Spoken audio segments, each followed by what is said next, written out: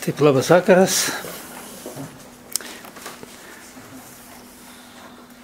Tad paskutinės dienas yra prieš naujus metus, prieš Kalėdas, ypatingai prieš Kalėdas. Tai yra ypatingos šventės, kurių metu būna visko. Vienas iš to visko tai yra susitikimas su draugais, su pažįstamais, susitikimai šiaip paprastai nepraeina. Dažnai naudojamas yra ir alkoholis, ir kažkokie tai, kadangi saimai dažniausiai būna svečiai ir iš toliau, tai būna visko pilna. Ir kalbų, ir persivalgymą, ir ko tik nori. Ir aišku, būna sveikatos sutrikimų. Sveikatos sutrikimai būna dėl dviejų priežasčių. Kai žmonės susitinka, pradeda kalbėti ir apkalbėti daugą. Ypatingai, kai išgeria, tai tos kalbos jau būna kitokios, netgi prasideda barniai. Netgi būna taip, kad žmonės gerai laikosi visus metus, atrodo jau suprato informaciją, žino, bet tamsias siekus, kaip sakau, nemiega. Ir jeigu tik tai alkoholio daugiau, galbūt ir ne tiek daugiau, bet pradeda kažkur tai piktis, bartis. Taip, kad šito momentu irgi reikalinga tokios gilios išminties, suvokimo ir gebėjimo nepasiduoti emocijom. Emocijos labai greit užvaldo žmogų. Šiandieną žmonės labai yra sudirgę tokie. Jie tiesiog yra, atrodo, kaip tas parako krūvelė, tik kibirkštėlė iš karto sprogimas. Ir tas sprogimas, kadangi sukaupta tų negatyvų, tos įtampos sukauptos nemažai yra. Taip pat žmonės šitas sprogimas netgi kažkaip tai natūraliai gaunasi, o jeigu taip gerai pasižiūrėti, visgi žinojimas informacijos dar ne viskas. Reikia sugebėti būti, kad tokiam viduje apsivaliusiam, nes žmonės dažniausiai nuo šiandieninės tos visos įtampos, jie būna sukaupę daug negatyvų. Ir tie negatyvai, jeigu tai turi galimybę, būtinai pradeda reikštis. Iš kitos pusės, tai yra tos šventės, nuostabios šventės, tiek Kalėdos, tiek Velykos, tai yra tiek Nauji metai. Tos religinės didžiosios šventės Kalėdos, Velykos ir Nauji metai pas žmonės yra pačios didžiausias. Aišku, yra kitas šventės, kurios irgi religinės, turi ypatingą irgi reikšmę, bet šitas kažkaip tai Lietuvos mastu jos yra pripažįstamas, kad vien pačių giliausių tų švenčių, netgi pats švenčių metas irgi parenkamas, kad būtų prieš Eiginės dienas, tai yra sekmadienis dažniausiai, tik tai Nauji metai jau kaip išeina sutikimas. Ir žmogus turi kažkaip tai pažvelgti į tą gyvenimą tiek dvasiškai, brandžiau ir tiek, reiškia, kažkaip tai kūrybiškai, nes pragyventi metai yra daug duoda. Kaip tie metai pragyventi, kas per juos pasiekta jų eigoje ir kas prarasta. Nes visuomet ir sėkmė, ir laimė, ir praradimai jie yra greta. Ir kaip žmogus sugeba gyvenime pasirinkti kelią tą tvarkingą, ar pusiau tvarkingą, ar net nuklysta į netvarkingą, tai pasilieka, reiškia, pas žmonės kaip tik tai tie pėdsakai. Už tai ruošiantis pačiom šventėms reikėtų galbūt pasižiūrėti ir draugų ratas, kas bus, nes yra labai geras posakis, sako, su kuo tu sutapsi, tokiu pats tapsi. Tik tai yra dar vienas, kada žmonės ateina, reiškia, viskas būna gerai, bendrauja, bet kada panaudoja alkoholio, kiekvienas reaguoja kitaip. Ir užtenka vieno žmogaus, kuris būtų nebrandus tiek šitos informacijos žinojimą arba negamintis pritaikyti, jis gali suardyti visą kompaniją. Taip, kad reikia būti tvirtiems. O kad tvirtiems būti, tai reiškia tokį stabilumą turėti patiems ir netgi valdyti procesus. Procesai yra valdomi. Netgi išgerusi būsena, reiškia, procesai yra valdomi, tik ne per pyktį, ne per nepykantą, o sprendžiant taikiu būdu. Nes ten, kur yra ramybė ir taika, ten praktiškai vietos nei barniams, nei pykčių, nei agresijai irgi nelieka. O jeigu kažkas tai pradeda reikštis, tai reiškia yra su žmogaus nukreiptų ramių dėmesį į kitą žmogų, irgi perdodama tą ramybę ir žmogus irgi taip pat negavęs kažkokio atsako, negavęs atkirčio, jis irgi po truputį pats rimsta ir tas lydi į tokią sėkmę, į laimę, tai yra į harmoningą pabaigą kažkokio tai konflikto, harmoningą pabaigą kažkokio tai nesupratimo. O svarbiausia tai yra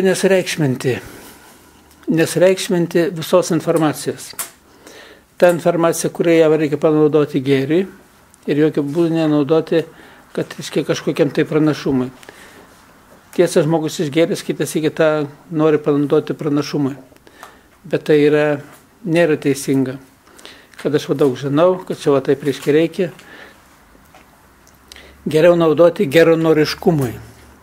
Nes kai geranoriški santykiai ir geranoriškis požiūris viens į kitą, reiškia, praktiškai nelieka vietos tam barniui pykčiai. Netgi atliekama neutralizacija. Ypatingai, jeigu tai yra dar 3 žmonės, žino šitą informaciją, kompanijai gali daug ką valdyti. Nes jėga 2-3, jeigu tos mintis reiškia tvarkingos, jos visai kitaip veikia žmogų. Ir visa visuomenė. Matot, žmogaus minties galia, tai yra tas didžiausias stebuklas, kuris duotas nuo Dievo žmogui ir kaip šitą žmogus minties galią naudoja. Jeigu jis naudoja minties galią kaip kūrėjo veiklai, jis ir yra kūrėjas, jeigu naudoja kaip ardytojas, yra ardytojas. Ir aišku, reikia nepamiršti, kad pas žmogų reiškia būna tos esybės, kurios įsibrauna ir kurios laukia momento, kaip pasakyti žodį ne taip, kad jis būtų ne vietoj, kad jis skaudintų, kad įžeistų, kad kažkur išžiebtų konfliktas. Ir reikia suprasti, kad pačiam toks žodis neišsprūstų. Antra vertus, jeigu žmonės kažką tai tokią klaidą tokią padarė, tai tos klaidos nepriimti už pagrindą, kad nepradėtų viskas griūti. Matot, yra vienas toks dalykas, kada žmogus išgeria, kai jis atsipalaiduoja, kitas iki jo mintis. Mintis, kaip rusai sako, mai мысли, mai skakūnai. Tai yra mano mintis, mano šaliuojantys žirgai, galvoju. Ir tos mintis, reiškia, pasišgerusi žmogų kartais būna tikrai kaip tie šaliuojantys žirgai ir jie, reiškia, jis nevaldo jų. Už tai reikia suprasti, iš kitos pusės kažkiek tai įvertinti. Gal net pradžiai biškai taip kaip lik ir palaikyti, kad žmogus aprimtų, o paskiau nuraminti. Jeigu tik tai konfliktai, įsižiebė konfliktas, iš karto tas konfliktas pradeda augti, bujoti žmoguje. Ir atitinkamai sukelia tą agresiją kitų žmonių atžvilgių, iš kitų žmonių tą pačią savo atžvilgių agresiją ir tokiu būdu, reiškia, vystosi konfliktai. Sakyčiau, ką reikėtų padaryti, galbūt viena iš didžiausių tų dalykų, tai gerai peržvelgti metus, kas yra negerai. Buvo kažkas, tai kažkokios klaidos. Aišku, per atgailą sutvarkyti, o tą atgailą, reiškia, galima atlikti ir per tarpininką, jeigu rimtesnės klaidas yra, jeigu rimtesnių klaidų tokių nebuvo, bet reiškia buvo kažkokie tai irgi nukreipimai, kurie yra praktiškai, kaip sako, nedidelės nuodėmės, jas galima atlikti tiesiai kūrėjai. Aišku, geriausia tai visgi atlikti per atgailą, per tarpininką, nes netgi mūsų katalikų bažnyčia pagal įstatyminę tvarką jau kad nors jau rimta atgaila būtų 2 kartus į metus. Tai yra prieš Kalėdas ir prieš Velykas. Ir per atgailą stengtis išsivalyti, susitvarkyti ir paskui negrįžti mintimis, jausmais į tą praeitį. Tai yra, tas atliekama yra ritualo metu, bažnyčinio ritualo metu, mišių metu, prieš mišes.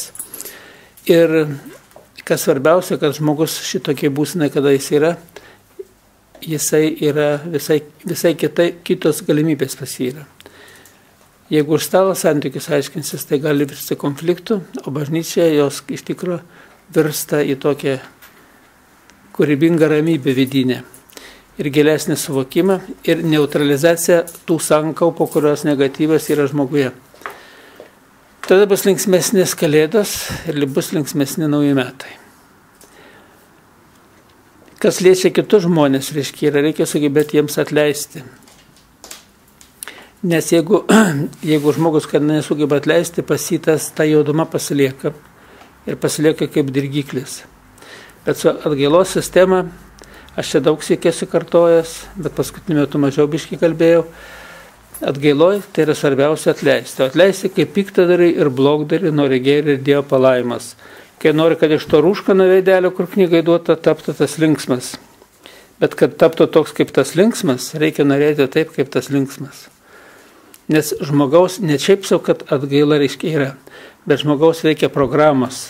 Jeigu žmogus suteikia tas geranorišką tokį vidinį geranoriškumą, jo reiškia tas geranoriškumas pradeda dominuoti. Vietoj pykčio, agresijos, nepykantos atsiranda vėl sugrįžta geri santykiai ir tada kiti metai gali būti visai kitokie. Santykiai tarp vyro ir žmonos, santykiai tarp vaikų ir tėvų, santykiai tarp brolių ir seserų, tarp močiučių, anūkų. Ir taip toliau. Tai yra, ir ypatingai galbūt reikėtų nepamiršti tų santykių, kurie yra su krikšto tėvais, krikšto motina, krikšto tėtis, kad būtų, reiškia, savotiškai toj pagarboj. Nes tas dvasinis lygmuo, jisai labai daug atgaivina. Atgaivina tiesiog, reiškia, yra tas prisiminimas ir padėka už tai, reiškia, duoda irgi skleidžia sparnus tos dvasinės galimybės. Taip, kad irgi galbūt reikėtų netgi per tas dienas ir pagerbti juos. Aišku, kalbos jau nėra apie tėvus, senelius. Turi būti visur dominuoti šiluma. Kalėdų metu žmonės lyg ir dar sugeba daugiau taip dominuoti, tie, kurie tikintis ir kurie praktikuojantis visus, reiškia, ritualus, jie ir jeigu tikrai geranoriškai nori tos santarvės, tai praktiškai visi geranoriškai. Ir tą geranoriškumą ir kitas atsako geranoriškai. Yra tas, kuris žmogus to geranoriško pasveikinimo jį kažkaip tai atmeta. Nebent kažkokia tai egzistuoja pyktis. Jeigu toks atsitiktų atvejs, svarbiausia neimti į galvą ir nepergyventi. Čia yra žmogiška, kažkam tai pykti, kažkas tai, kur nesupranta informacijas, jį valdo tos tamsiosios jėgos ir nepamiršti, kad jos niekaip neprimsta ir tų didžiųjų, reiškia, švenčių metu. Stengiasi visur įkišti savo trigrašį, kad, reiškia, žmogų išvežti iš pusiausvyros ir kad galėtų pasimaitinti tais gyvybės įvais, o jeigu konfliktinė situacija išauga ilgalaikį situaciją konfliktinė, tai praktiškai ilgam laikui tas žmogus tampa ta auka maitintojo, piktosios dvasios maitinimo auka. Taip, kad netapti ir ta auka. Tai yra, reikia stebėti, kad kaip šventam rašte, budėkime, sako. Nežinai, kada šeimininkas ateis. Tai kažkai žmogus, sakau, pa žmonės yra du šeimininkai. Yra Dievas dangaus ir žemės tvėrėjas, tai yra mūsų tėvas ir yra antras šeimininkas, tai piktoji dvasia, taip vadinamas šėtonas, kuris irgi, reiškia, neapleidžia bet kokio momento, kad žmogų, reiškia, pritraukti savo pusę. Žmonės sako religija, čia religinis ir Morkūnas kažkur tai prie religijos prisirišęs, bet turiu pasakyti, kai sužinai kai kurios dalykus, kai atsitinka per praktinius tyrimus, tai nei kiek nebejoju tų jėgų egzistenciją, ir nei kiek nebejoja, kaip jos galingai veikia patį žmogų. Kada žmogus piktai pasaulį maitina savo gyvybės įvais, savo pykčio energiją tą vadinamą, pykčio, nuoskaudų, nusivylimų, neigiamų emocijų, jausmais ir paskiau jis neturi jėgų pats kūrybai, darbai, veiklai. Kai taip piktai dvasia atiduoda 70%, jam lieka 30%, jis pastoviai pavargęs yra. Kalbėti, reiškia, į vakarą, jis nėra jėgų namuose ruoštis, daryti, tvarkyti. Ir praktiškai, kada žmogaus susitvarko tie rodikliai, kada susitvarko ta padėtis, pasikeičia, žmogus vėl atsiranda kūrybingumas, atgyja, atrodo atjaunėja, vėl visai žiūrima į gyvenimą kitaip. Ir ne tik, kad kitas požiūris yra, bet visai malonumas gyventi kitoks yra.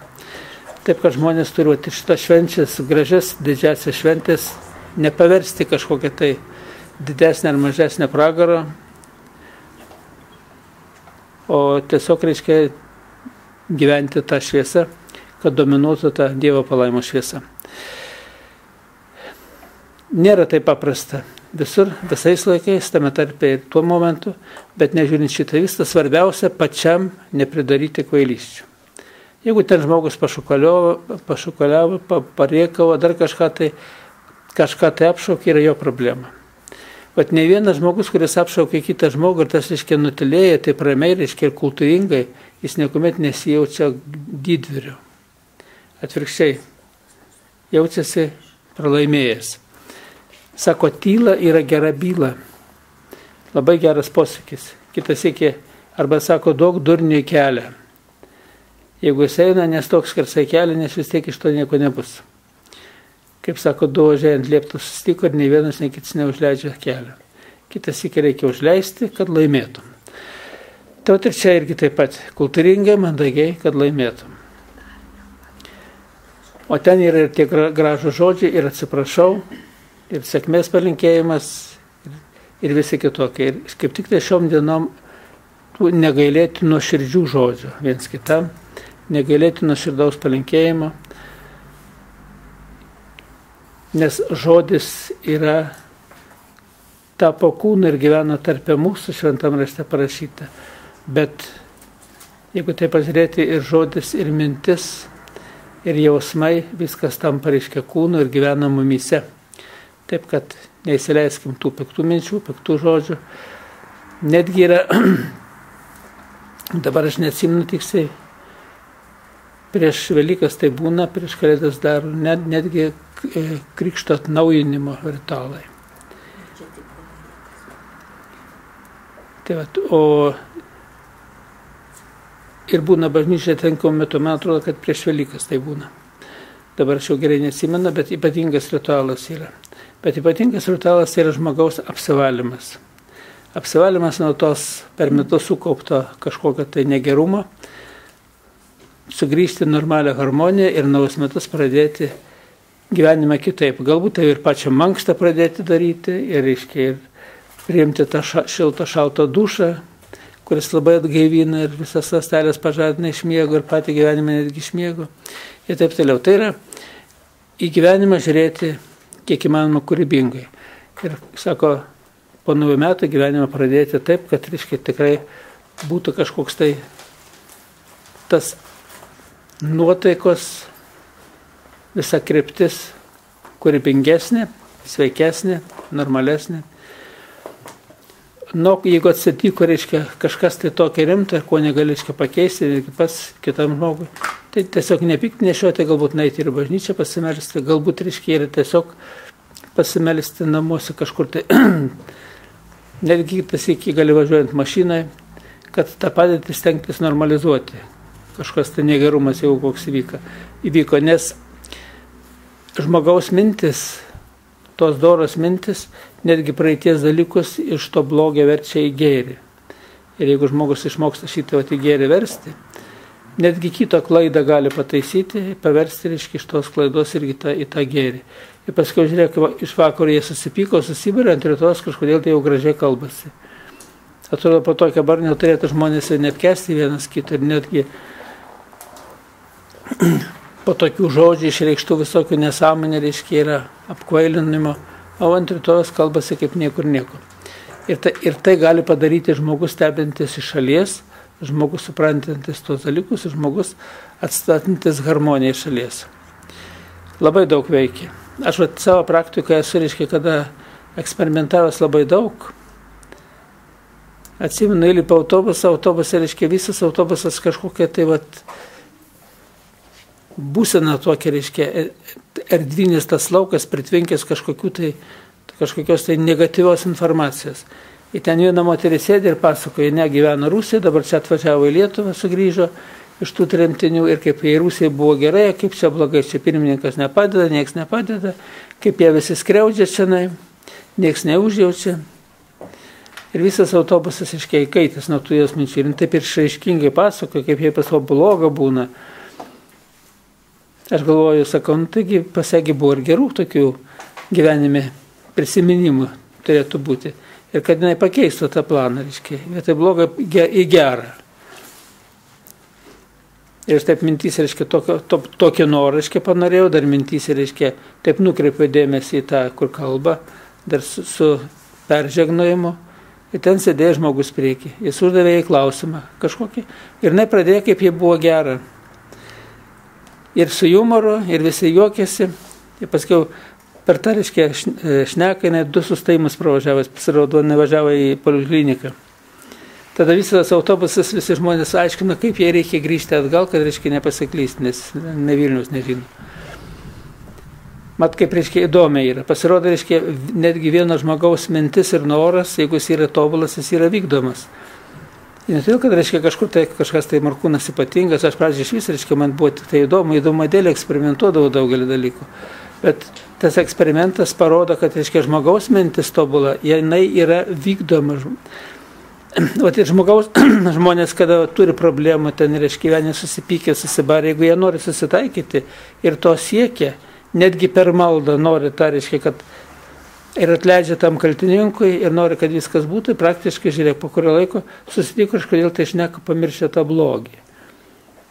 Ir jau visai kitaip kontaktuoja, atsirado, atrodo, kad netgi geresnis kontaktas atsirado, negu buvo prieš tą barnį. Taip, kad viskas yra veiksminga ir šitą veiksmingumą ne tik tai, kad panaudoti, reiškia, kaip per tas šventes, bet prisiminti, kad jį panaudoti ir metų tekmėje. Nes ten, kur yra harmonija, jinai nepalyginimai yra sveikesnė, nepalyginimai yra kūrybingesnė ir nepalyginimai yra sėkmingesnė ir žmogaus gyvenime, negu kad nešioti pyktį, nepykantą, nuoskaudos, nusivylimus. Ir žmonės turi suprasti tokį dalyką, kiek įmanoma neutralizuoti savyje esančias tas blogas sankaupas, kažkokias tai mintis, ypatingai tėvų, vaikų atžvilgių. Nes ir kai susitinka ir kai išsiskiria, kad, reiškia, būtų tarpusavio supratimas ir santarvė. Jeigu barnėje žmonės įsiskiria, paskui lieka tą nuosėdą ilgam ir jinai, svarbiausia, kad ta nuosėda jinai pa žmogų dar toliau stiprėja. Ir paskui žmogus net nebenori susitikti, nebenori matyti viens kito. Ir nuo šito neapsaugoti ne tik tai eiliniai žmonės, nuo šito neapsaugoti ir patys, reiškia, netgi kunigai kartais. Kaip viena mašutė guodė, sako, sūnus kunigas, jisai neįleidžia, pastatė sargybą bažnyčią, kad neįeitų į bažnyčią melstis, kai jis laiko mišias. Atrodo paradoksas, gal mašutė irgi gal bus ne kaip ligonis, dėl to tapusi, bet iš kitos pusės tikrai paradoksas. Ir kai aš prisimenu, kaip po Valančiaus, norėjo iš to vyskupo truputį pasijuokti, tie didikai, ir nuvažiavo ir per ten kažkokią didžiulę šventę, reiškia, ir atvežė jo motiną. Ir liepė nieko nesirengti iš tvarto, kaip su tais netvarkingais, reiškia, drabužiais, netvarkingais tais batais, kur vaikščiai, reiškia, ir atvežė tokį. Jis pamatė, sako, o, brangioji mamytė, reiškia, jis geriausią vietą pasadino šalia savęs ir visi liko su nosim. Netuko neapsiavosi, ir tą motinystę gerbė. O žmonės šiandien daug kas, aiškiai, negerbė tėvų. Tad reikėtų, per šitą šventės reikėtų ypatingai susitaikyti, ypatingai suprasti, ypatingai apmastyti ir siekti to gėrio. Jeigu sieks visi gėri, visa kompanija tikrai pasieks. Taip, kad yra išmintis, kurios praktiškai netgi istorijai palieka tokie, daugam, reiškia, yra pamokanti kaip pavyzdį. Vat kaip Valančiaus pavyzdys su motina, tai praktiškai, sakyčiau, tikrai pamokantis tas žmogus, kuris užaugino, kuris pagimdė, reiškia, kuris žmogus tapo netgi vyskupu, tai, reiškia, sakyčiau, pats garbingiausias. Lygiai taip pat ir, kai mes žiūrim mergelę Mariją, Jėzus Kristus, reiškia, visa ta istorija, ant kiek jinai, reiškia, yra gili, ant kiek yra supratinga ir ant kiek žmogus turėtų suvokti tą informaciją ir mokėti, reiškia, per tą supratimą, suvokimą netgi keisti savo gyvenimą, savo požiūrį į tėvą, į motiną ir savo požiūrį netgi į patį mūsų kūrėją, į kūrėją, reiškia, ir patį Kristų ir suprasti, dėl ko tas viskas, dėl tos meilės šilumos yra daroma, taip kad meilė į šilumą reikia atverti širdį, ypatingai per tas dienas. Nes yra, kaip pasakyta, tokia posakis yra, sako, gera pradžia, pusė darbo. Tai jeigu gerai nuotaiką santarui pradėsit metus, tai tada, reiškia, bus matyti ir visi metai visai kitokie. O jeigu, reiškia, ta pradžia bus juoda, tai paskui gali ir tie metai pajuosti. Ypatingai visas ambicijas, emocijas. Aš dažnai sakau žmonėms, nervus reikia į konservus. Užkonservai daugiau netidaryk tos bankės. O šiaip jau tai šventės, labai šventės rimtos yra. Tiek metų palyda ir sutikimas naujų metų ir ypatinga šventė, tai yra Kristaus gimimo dienos šventė. Tarp kito ta šventė, kuri visą laiką lieka ta pati diena. Jeigu Velykos keičiasi, tai čia praktiškai visa ta pati diena. Nieks nepakeista. Ir jos metu, reiškia, vyksta tikrai dideli pokyčiai, tai pačiam pasaulyje vyksta pokyčiai, nes ten, kur kolektyvinė malda, ten, kur kryptingas, reiškia, mintis yra žmonių, grupinės mintis, bažnyčiose, kur vyksta mintis, jos didelius pokyčius daro. Didelius pokyčius daro ne tik tai bažnytės bendruomenėse tiems nariams, bet ir aplinkui gyvenantiems žmonėms, taip pačiai tautai, netgi eina tiems žmonėms, kurie galbūt net nedalyvauja net tose mišiose, kažkur tai paskendė kažkokį tai nuopolių liūną, nežiūrint šitą vis tiek, reiškia, juos veikia. Ir netgi priverčia susimastyti, apgalvoti. Aišku, žmonės kai kurie apgalvoja to, kad, reiškia, kažkur dar nuotaika jam genda, kodėl jis netoks, o kurie apgalvoja taip rimtai normaliai, tai pas juos, reiškia, keičiasi padėtis. Gerąją linkme. Taip, kad šitą galima panaudoti. Ir per tas dienas iš viso, bet kurio momentu susikaupimas rimtas ir kada žmogus galvoja apie rimtesnį posūkį į gyvenimo, tą tobulybę, kiekvienas yra tikrai lemiantis žingsnis, daugiau ar mažiau. O kadangi tas momentas yra kaip tik tai per tas šventes daugybė žmonių, netgi visos tautos, vienas daugiau, kitas mažiau, bet visi eina tą pačią kryptimį. Ir šiuo momentu šita galia ir galimybės yra žymiai stipresnės. Nes kai vienas žmogus stengiasi, tikrai nėra taip paprasta, bet kada visi kažkur tą kryptimį ir tas žmogus, kuris stengiasi, tai pas jį galimybės būna dvigubai, trigubai geresnės, o gal pas kai ką 10-eriopai stipriau veikia ir stipresnės galimybės yra keistis. Taip, kad reikia tą praktiką panaudoti. Nu, kad ta praktika būtų tvarkinga, tai sakyčiau, reikėtų visgi tą vadinamą peržvelgti gyvenimą labai rimtą atgailą atlikti, pakeisti požiūrį į patį gyvenimą, per gėrio, grožio, dvasinės išminties, supratimą tą filtrą, praleisti visą informaciją ir kas bloga, reiškia atsijoti. Ir svarbiausia tos programos, kuri, reiškia, stengtis tiek, reiškia, tiek pačių švenčių metu, tiek po švenčių palikti toj dvasiniai šviesoj.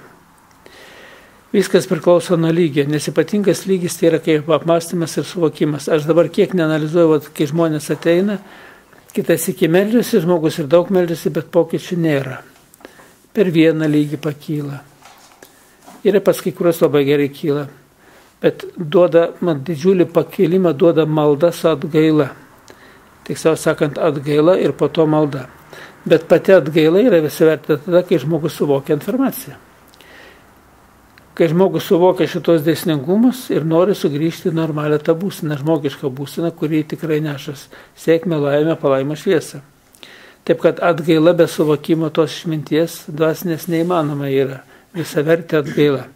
Nes žmogus dažniausiai tada kaltina kažką kitą, o žmonėms sakau, ir viena taisyklė yra, o kodėl ne Jonas, ne Petras į šitą situaciją pakliuvo, kodėl pakliuvau aš? Bet kodėl yra? Reiškia, aš vertas tos situacijos. Jeigu aš vertas tos situacijos, tai reikia keisti. O jeigu situaciją keisti, tai reikia be suvokimo neįmanoma. Ypatingai šiandieną neįmanoma be suvokimo, nes šiandien yra galingas rautas tos informacijos ir įvairiausiai laikraštų, kur žurnalai, taip tame tarpe reiškia, netgi ir atgimimas, ir ten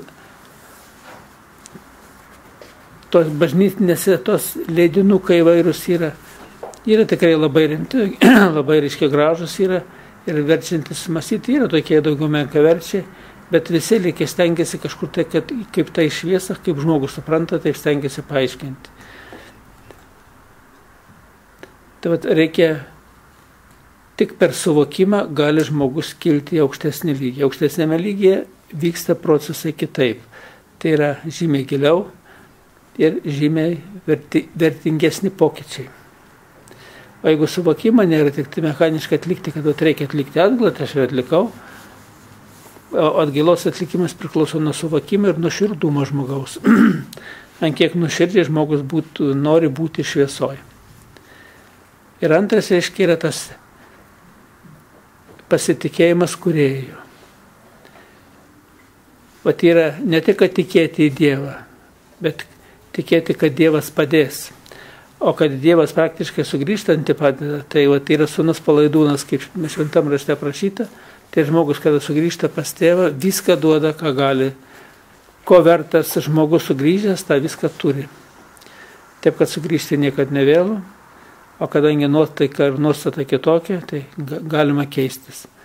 Galima mesti rūkyti, galima mesti gerti, galima mesti dar kažką liežuvauti, kas labai mėgsta. Na, yra toks posakis irgi išmintis liaudiškai. Sako, moterį, reiškia, paslapti laikyti labai yra sunku, už tai moteris laiko visas kartu. Gili išmintis yra, bet būna ir pas vyrus tas pats, ne tik pas moteris.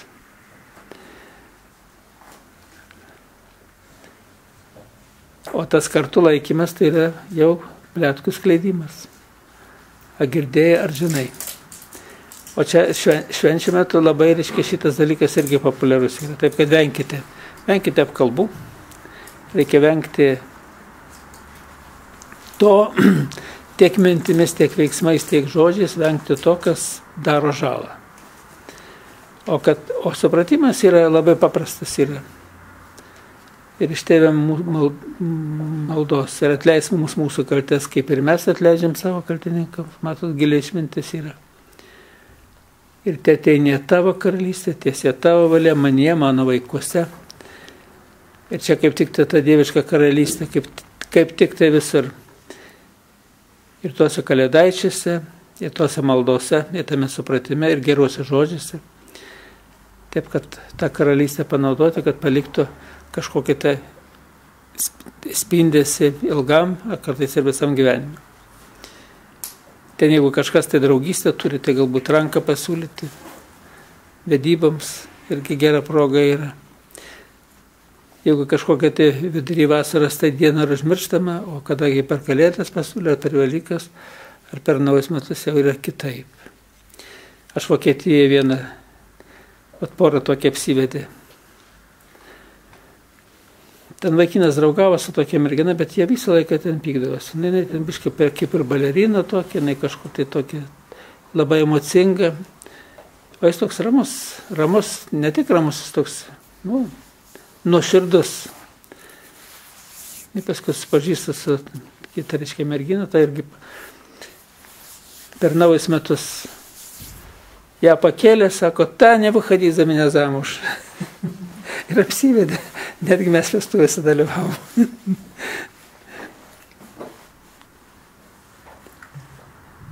Taip, kad yra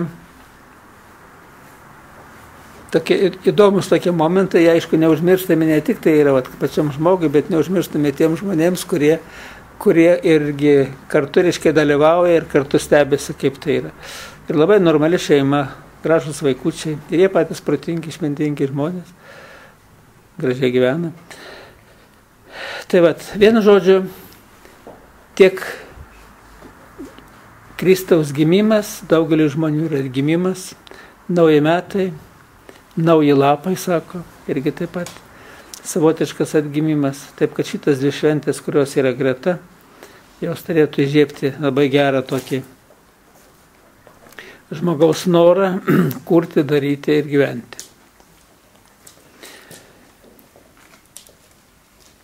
Ir dar yra tokie reiškia žodžiai, dienos, kas bloga reikia užmiršti, o kas gero prisiminkime, kas bloga lai išblės. Tai praktiškai blogį nereikia gyventi. Nes aš kai žiūriu, ir iš tų tėvė mūsų maldos, yra žodžiai, kurie yra atleisimus mūsų kaltes, kaip ir mes atleidžiam savo kaltininkams. Labai galinga išmintis įdėta į tą sakinį. Ir žmonės, kada panaudoja tikrai tą išmintį visaverčiai, tikrai labai daug iš ko išsilaisvina. Ir kai pasižiūri 10 Dievo įsakymų, gerbk tėvą ir motiną, nepasakyta, kad gerb gerą tėvą ir motiną. Pasakyta, gerbk tėvą ir motiną, viskas. Kokį turi, tokį turi gerbti, nes kai gerbi tėvą ir motiną, iš jų ištakų įsileidi šviesą paveldas visas. O kada reiškia negerbi, tai įsileidi tamsą. Ta vadinama karma, paveldėjimą, ligų, nesėkmų, nelaimę, kurie paskiau kankina patį žmogų ir jo vaikus. Tai jeigu yra kažkokias tai tokias buvęs, kažkokias tai nesusipratimai, reikia per atsiprašymą, per atleidimą. Tarp kitko, 21 diena yra susitaikymo diena. Gruodžio 21 yra susitaikymo diena. Pas žydus būdavo toks, reiškia, paprotys ir tokia, reiškia, priimta tauto. Jeigu žydas kažką tai padarė, ten kaimynui ateina ir atsiprašo.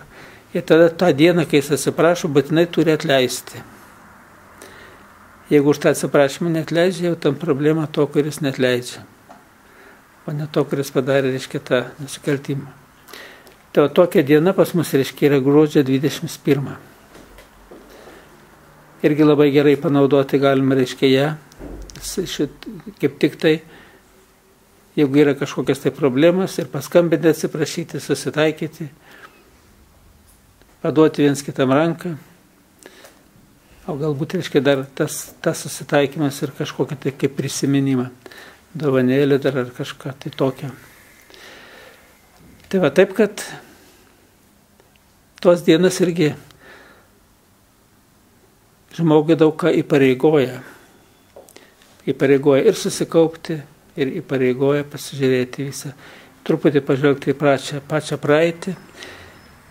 Ką pastebėjai blogo praeitį, savęs irgi nesmerkti, reikia sakyti atleisti kitiems ir sakyti atleisti savo.